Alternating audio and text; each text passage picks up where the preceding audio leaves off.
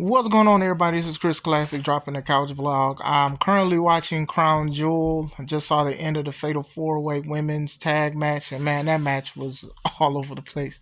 Not in a good way. But anyway, I hope you guys are having a wonderful day. If nobody tells you, remember that God loves you, Christ loves you, and I love you as well.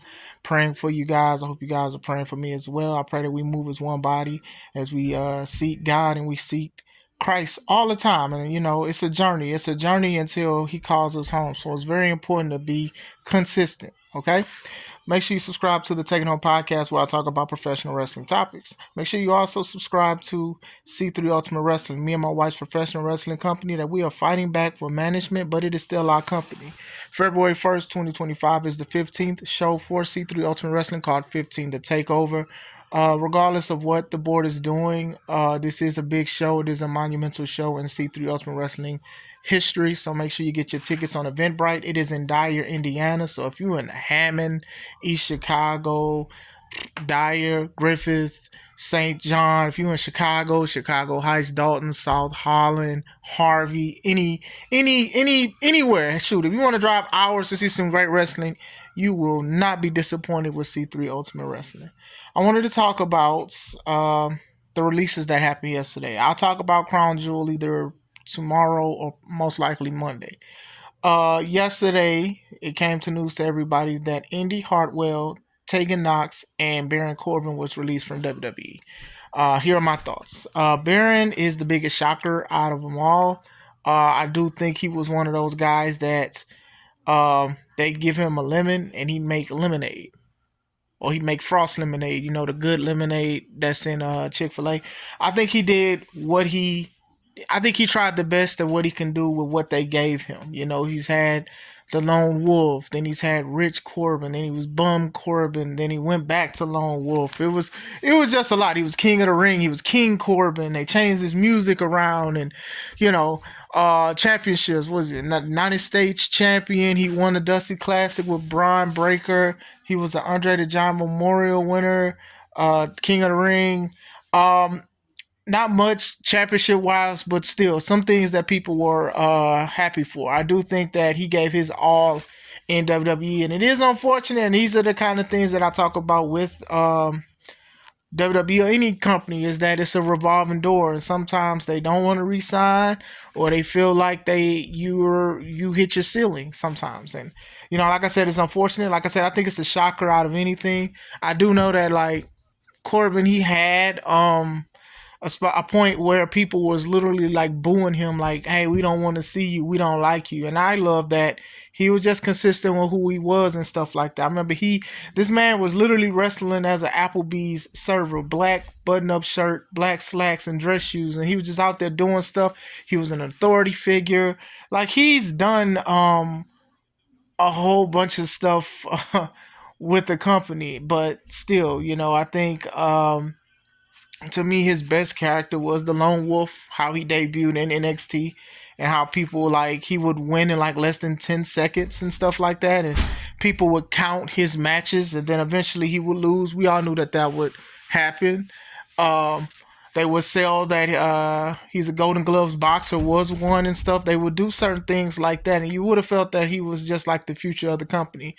Unfortunately, it didn't fizzle out. I mean, he can always come back somehow.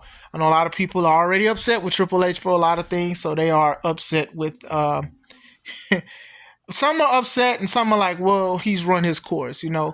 Baron Corbin is the guy that retired Kurt Angle. Kurt Angle's last match was against Baron Corbin, and a lot of people was upset about that. They was like, oh, it should have been Cena, should have been Orton, should have been anybody else but Baron Corbin. And I think it left a sour taste in people's mouth. The match was not even bad. It was just that people wanted it to be somebody else. I personally would have chose Cena as the person or whatever like that, but what Kurt says, Vince didn't want that. He wanted Corbin. So that Corbin was a Vince guy. And with Vince leaving and then Triple H taking over the reins, I'm just saying, a lot of people, and I made videos about it, people are not going to like how Triple H do things. Some people will and some people will not. A lot of people that Vince was behind, a lot of people rejected, or eventually they grew to like. But Corbin was definitely one of Vince's guys. So it is a shocker. I know he'll do well if he wants to continue wrestling, but sometimes it's not even just the fact of going somewhere else and making a lot of money or even being signed on the indies. You know, this is a job that you've put your mind, body, and soul in, blood, sweat, and tears and stuff like that. And, you know, not resigning. And even if he chose not to resign or whatever like that, you know, stuff be happening. So do wish him the best. Like I said, shocked, but, you know, it's just part of the business, unfortunately. Next person is Indy Hartwell. Indy Hartwell, she was in NXT, you know, and then they even then they had like support indie wrestling. I love that tagline for her shirts and stuff like that. They would she would be in a faction with Candice LeRae, Austin Theory, and Johnny Gargano called The Way. She won the NXT tag titles with Candice LeRae. She was always like, even though she was tall or whatever like that, and to me, she stood out. She really did. She was tall, her skin tone and everything like that. I think she really stood out, but she was always like the sidekick to Candice LeRae. Even when they were up in WWE, that was called on Raw, whatever like that, they would do tags and stuff. But sometimes Indy would just be the manager or some support to do small things. You know, some of the highlights of what she did in WWE was she got married to Dexter Loomis, who was part of the Y6. They had the wedding. The wedding was funny. Look it up or whatever like that. She could really wrestle. She won the NXT title one time, and then one of the matches where she was defending, she broke her leg. Like it was nasty. She continued the match and she won. They had her have the belt still, but then when she was called up to Raw, she had to relinquish the title. It was a little sour of a taste. I think some people may have even forgot that she won the NXT Women's title because of how they did it. You know, that's one thing WWE has a fascination with, though. They have a fascination of having somebody have a main title somewhere and then they just vacate it because of ABCD or if they get called up. I'm like, if that was the case and she only had it for 31 days, why even give it a belt? But I digress. Same thing with Corbin. She could find work. I do think you know, I hope everything's okay. That's like the main concern about it, because people is like, okay, well, they can get money and stuff, but sometimes you like the job that you're at or whatever like that. And I can't really say I can speak for her with that, but you know, even if, you know, she even made a tweet like, wait, what? I don't know if she was implying she didn't know or she was just playing around. A lot of people felt it was wrong that she got released yesterday because the pre-taped of SmackDown showed yesterday when she tagged with Candice LeRae. And it's like, okay, wow, that's crazy. And, you know, WWE does these things, so you can't always blame Vince for certain decisions that you don't agree with because Vince ain't there no more. And I keep telling y'all that. Third person was Tegan Knox. Now, Tegan Knox, she was a wrestler. She was on NXT for a little bit. I believe she was in the Mae Young Classic. I believe she was in both of them. I do believe. I could be wrong. Uh, you know, her tagline was like the shiniest wizard, which is a kick. She would team with like random people. It wasn't much I've seen from her because she would get injured, like injured, like out for months. Her knees was like bad or whatever like that. ACLs and all that, MCLs and NFLs, like all that stuff was just like bad. So you would see her from time to time, and sometimes she wouldn't get a reaction, unfortunately, because she's been out for so long that people just didn't know who she was. And injuries happen. As a wrestler, injuries happen. But when you are consistently getting injured, that is things to think about as a company.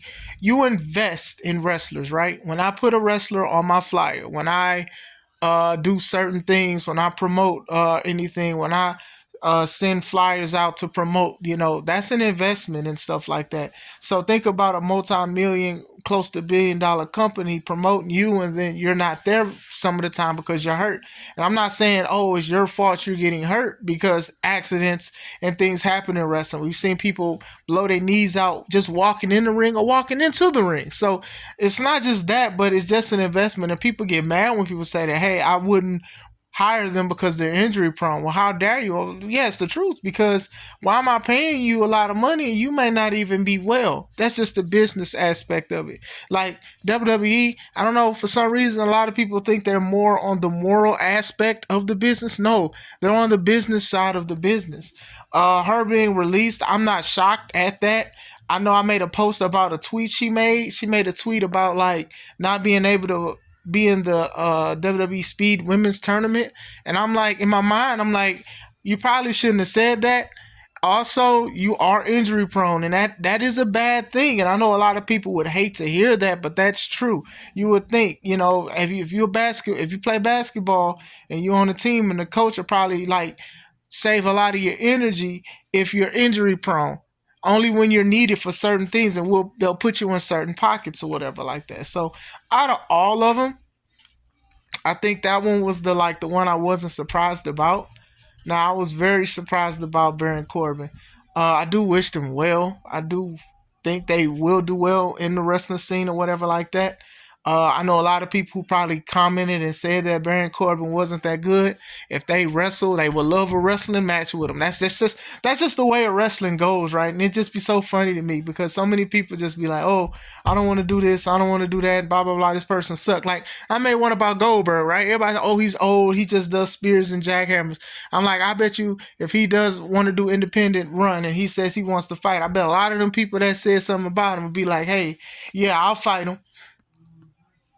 For the money, for the viewership, for the exposure. That's just what it is. So I just wanted to speak about them. But what do you guys think about the releases? Are you happy? Are you sad? Are you shocked? What do you think's next for them? I hope you guys have a wonderful day. This is Chris Classic. Let's take it home.